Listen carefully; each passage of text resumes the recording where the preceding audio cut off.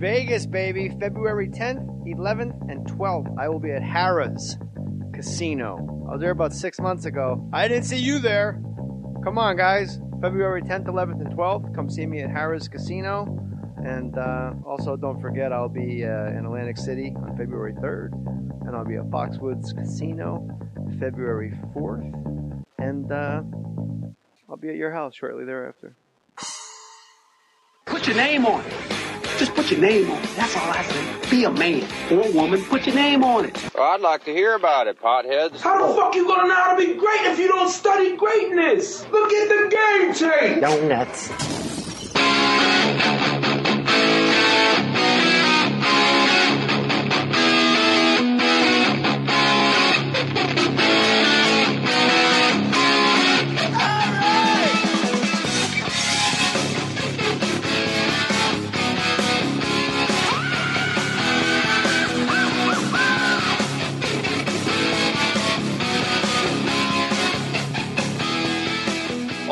My goodness gracious, it's podcast time. We're working on new jingles for Mohr Stories, and that's one that did not make the cut. We're starting from the bottom up. What is up, everybody? Happy Thursday, Friday, Saturday, whatever day you listen to it. I will say this before I introduce our guest. You guys fascinate me. The Skylar Stone podcast, we're always up in the top 5. And then somehow midweek, I called Matt Cohen. I said, wow, we're out of the top 10 entirely. And then on Wednesday, for some reason, everybody just barnstormed and put it back up to 5. I've never seen that happen before. So everybody listening and subscribing and spreading the word, thank you. It's a labor of love. We love doing it for you. And leave comments. They get read. It helps. Email me at jmohr.com. There's a Mohr Stories Facebook wall, all that shit. Here's why I love doing a podcast. Because I get to sit across from my friends and the guys that I love to watch do comedy. And we get to just talk. And sometimes we talk about two-headed monsters. And we talk about nonsense. And we talk about Trent Burke's ween in the back of the bus. Other times, Barry Katz. Other times, Barry Katz goes, if you can kill 10 times in a row in your own club, get a helmet, man. Barry loves to tell you things that are not actionable. No, it's not at all. Yeah. Become a star, man. Look, then you have a holy shit moment. You got to create for yourself a holy shit moment. Everyone in this business has to create a holy shit moment. And I remember when Nick Swartzen wrote I don't want to write America's Malibu's Most Wanted. I want to write Virginia Woolf. There's a fucking continental divide of what you're telling me, Katz, and you're my manager. Let me finish, man. He wrote Malibu's Most Virginia Woolf, Who's Afraid, Grandma's Boy. And he just broke it up into pieces, man. He would have passed on Arthur Miller. What a businessman. Arthur, you're great and all, but I mean, you walk in with Marilyn Monroe, who's going to take you seriously, man? You know all right, Gary Gulman, second runner-up of Last Comic Standing. Yes, third, but second runner-up. The best. And well documented on this podcast, you and I had fisticuffs. No! You picked me up, ran me across the stage. It's the most over... What would you call picking... And I've taken full responsibility of being completely at fault in this. I didn't pick you up. Gary, why would I admit to the losing part? Usually a guy would come on a podcast and go, let me tell you something, it's fucking lucky for Goldman. He set me down when he did. You and Todd Glass were talking about not being gay. Anyway, God bless that sweet boy. Oh, my gosh. And I came up, and I'd been breaking your balls mercilessly, and it started all the way back when we played basketball in the driveway of the house. Yes. And I was just fouling the shit out of you. It was like from June to October. Yeah. I was hazing you, but not like on purpose, just, hey, here's a guy that can break balls. And I said on this podcast, looking back on it, these guys I'm going to work every day as the owner of a show. And then I'll host later in the afternoon. I'll read some cue cards. Get my check. I'll say something gross on the way out and do a fucking donut in the driveway and I'll get out of here. But you guys, and this is the part where I get embarrassed for myself. Like, ugh, how could you behave that way? You guys are going on television and you might be going home that night. You don't need can you imagine fucking Simon Cowell backstage going, look at this fucking group of assholes. Jesus Christ. And then you go out and sing for the guy. Or like Ryan Seacrest going, anyway, Gary Gulman. Yeah, but Todd and I used to say that I bet you if Jay had his druthers, which, by the way, does anybody ever have their druthers? I had druthers. How are things going? Good. I got my druthers finally after all these years. I think there's a cream my druthers. Anyway, this bongo drum. And he said, "I bet you if Jay had his druthers." Anyway, gang, if Jay had his druthers, we're going to be sub-referencing Rickles the whole time, just tipping the. Oh, this mother surfboard ain't riding right. Whoa! Look at the Mexican. Turn on the television. That was Rickles' impression of a Mexican guy. Turn on the television. Like all of America goes, it's true. That is how they act. I think in order to listen to this podcast and enjoy it, you should now turn it off and go listen to Don Rickles' Hello Dummy. Look, I never entertained the Mountie. A fucking album that's entirely crowd work. Yes. Which is kind of amazing because my favorite... But it is the template for modern insult comedy. Yes. But my favorite comedy happens off camera. Yeah. Like when Eddie Murphy goes, the dog don't know his name, Eddie. Coco. Where the fuck is he going? He does know his name. That's always been my point. Yeah, but that's why it's funnier. But I have to picture a dog looking up at his father and being belligerent and going in the other direction. The joke is what's not said, the dog going in the other direction. The dog don't know his name, Eddie. Watch this.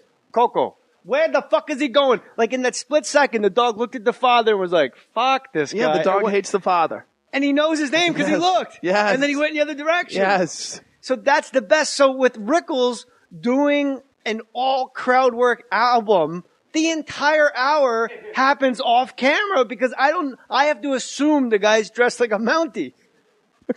Yes. Like I'm not there. Right. It's not like you're in the audience going, he's talking about that guy. I never even thought about that. I've been picturing it all these years. I can picture this guy and the German with the boil on his face and the...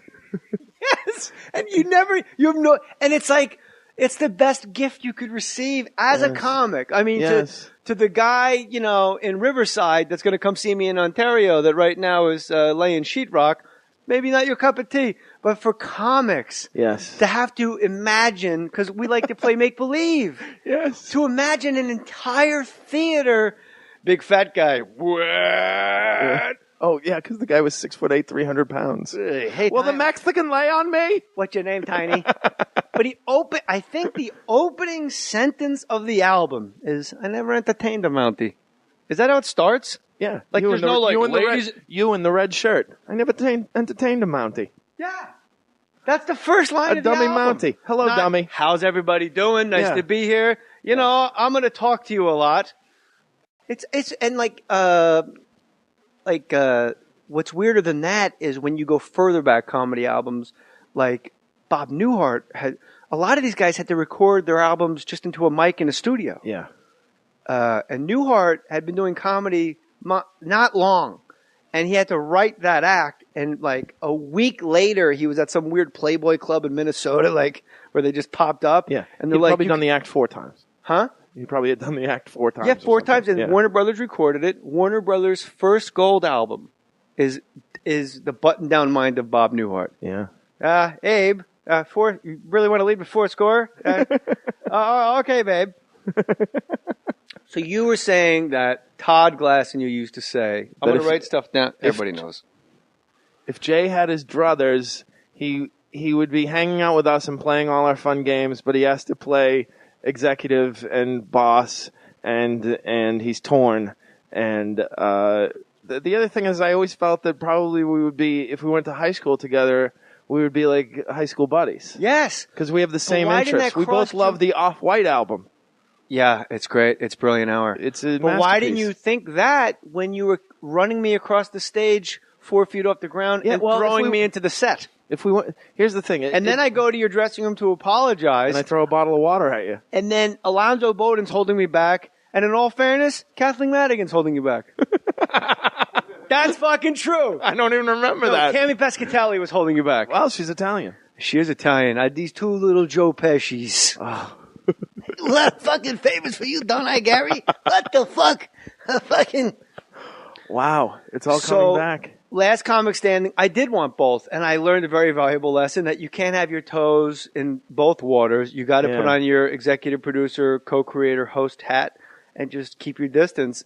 But it's painful because these are your friends, your peers. Yeah, of course. Like Ryan Seacrest isn't like in the church choir in Dallas going, how am I going to stay away from Tanika? Like, first of all, it's Tamika. Yeah. Gary Gulman held my son, Meredith, and I got to say, you, more than really anyone not in my family, and more so than some, the most natural baby holder I've ever seen in my life. And the baby's just touching your face. And he's like, it's like owning a chimp. Like Jackie is like super mellow. Like you go, will you watch TV for an hour? I'm going to take a shower, smoke grass, and then I'll be right back downstairs. He goes, okay. But the baby, like, you can't set him down because he's gone. Yeah. I noticed that. In Spanish, it's called tremendo. There's no English translation. In English, it's like it's owning a monkey. But the baby didn't reach for your glasses and try to smash them on something. And like he was just completely smiling at you and going, ah. Yeah, it's almost like the baby never saw a Jew before. Anyway, gang. He's seen plenty of Jews. He had to build up a tolerance. But you know, gang, I kid the Jews because without them, I got to watch what I say because it'll get taken out of context by the fucking New York Times. Oh. We're Eddie Brill. We're going to talk about Eddie Brill. We're going to talk about Dane Cook. And we're going to talk about fucking middle acts ruining comedy. Sounds good to me. Don't leave me on the ledge like that. No, I'm sorry. What do you want to take on first? I remember reading the Eddie Brill New York Times article. Let's talk about you holding my baby. How old are you? You can lie. I can lie? 38. Would you believe that? No. I would guess 33. Come on.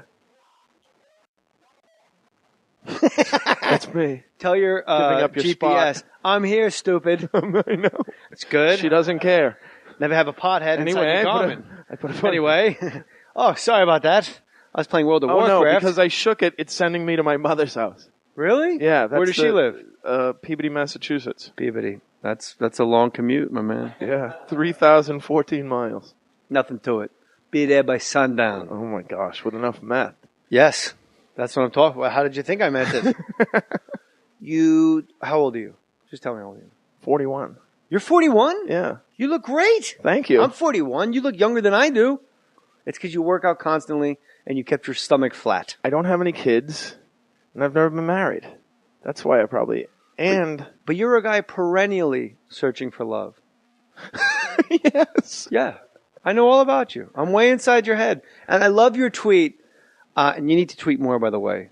And it's, what is it, at Gary Gulman? Yeah. And I'm at jmoore37. You said, from now on, instead of girlfriend, I'm going to start saying, I've taken a lover. Oh, wow. It was fantastic. Do you remember sending that tweet? No, it's it's somebody tweeting a quote from my album. No, you tweeted it. No, you put you with them. You don't even know what you mean. You said Joey Salvi me. What? You could have said anybody. You put you with them. Oh, Joey Salvi me. What? This is a fucking crazy place. How does that resonate with you? That type of jealousy and paranoia regarding women. Have you ever been that guy? I've been that guy. How it's amazing exhausting. Is it? You and I have just eschewed the listeners completely at this point. Yeah. Like, we just assume they know what the fuck. I really feel like we should be in Dukes of Hazzard sleeping bags. This should be annotated like a David Foster Wallace book, this interview. Lost me. Really? Yeah. Oh, you're smarter than me. You went to BU, you played tight end? I'm not smart at BC.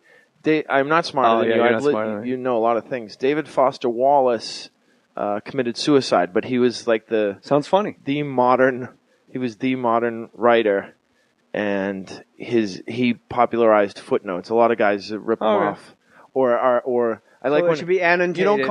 You don't call it ripping off anymore. You call it homage, or influenced by, or my act. I call it. Here's a little medley I like to call Pat and Marin CK. You It'll take 8 minutes of your time, That would be great. but I think you'll enjoy Hey, it. you do a great Louis C.K. I like your interaction between Louis and Ricky Gervais. It's fucking retarded shit, fucking stupid, I can't drop N-bombs on the podcast. I'm looking for sponsors. I can't do Louis. How has Louis escaped the criticism that, like, if you or I have a theory on that. because he started with the "I completely don't give a fuck" platform. Yes. Do you remember what his headshot was? He says, it was a picture of his license photo. Yeah. He's never cared. He's never given a shit. But when so he they leave him alone. tweets N-bomb babies with AIDS, and it never circles back around entirely, and then on like Wednesday, for some reason, everybody just barnstormed and put it back up to 5. I've never seen that happen before. So everybody listening and subscribing and spreading the word, thank you. It's a labor of love. We love doing it for you. And leave comments. They get read. It helps. Email me at jmohr.com. There's a Mohr Stories Facebook wall, all that shit. Vegas, baby. February 10th, 11th, and 12th. I will be at Harrah's Casino. I was there about 6 months ago. I didn't see you there. Come on, guys. February 10th, 11th, and 12th. Come see me at Harrah's Casino. And also, don't forget, I'll be in Atlantic City on February 3rd. And I'll be at Foxwoods Casino February 4th. And I'll be at your house shortly thereafter. Put your name on it. Just put your name on it. That's all I say. Be a man or woman. Put your name on it. Well, I'd like to hear about it, potheads. How the fuck you gonna know how to be great if you don't study greatness? Look at the game tape. Donuts.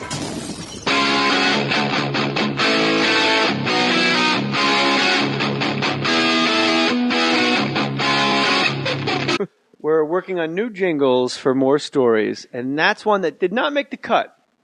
We're starting from the bottom up. What is up, everybody? Happy Thursday, Friday, Saturday, whatever day you listen to it. I will say this before I introduce our guest. You guys fascinate me. The Skylar Stone podcast, we're always up in the top 5. And then somehow midweek, I called Matt Cohen. I said, wow, we're out of the top 5.